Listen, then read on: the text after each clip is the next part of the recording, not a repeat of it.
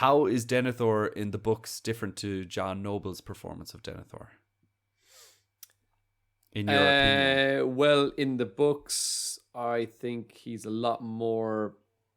He's really wise, and he's really like powerful in terms of like his lore and his knowledge, and like he's able to use the Palantir, for example, which is like really quite like there's not many people on in the world or in Middle Earth that would have been able to use the Palantir, except for like, you know, maybe Maiar, like Gandalf wouldn't, etc. Maybe some of the like really really high elves, but yeah, he was just really powerful in that kind of sense, and just really intelligent and really wise. And I think that when you see him in like John Noble's portrayal in the movies, I think like it's a great portrayal as well, but we just see the kind of crazy side of him, and he just seems like a, you know, a bad father to Faramir, and which he is in the book as well. He's like Faramir, Faramir. So I think that's class. But yeah, I think that's probably that's what springs to mind to me immediately. Anyway, what else can you tell me?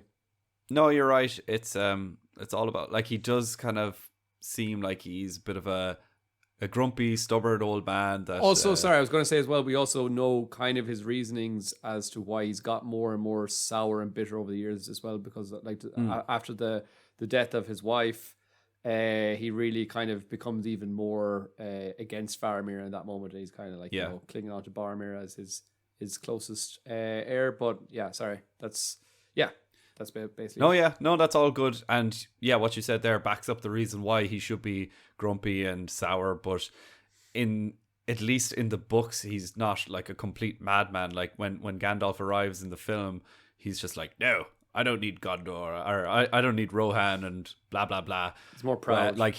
He's more proud. He doesn't have any faith in Rohan or any other allies. But in the book, he's definitely more attuned to what is happening, and certainly more military minded. And he's actually the one that lights the beacons before Gandalf and Pippin even arrive to Minas Tirith.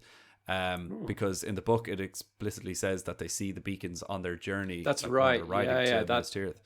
That chapter when Pippin and Gandalf are on the horse, and it's like, how many? It's like 10 pages of just we're still riding, we're still going, and oh look, there's the beacons are lit and all that. I remember trying to read that book when I was like, I must have been about 13 or 14 years old, and I think I just, after about like 7 or 8 pages of Gandalf and Pippin on the horse, I was like, when are they going to get there? Like, this is crazy. Yeah.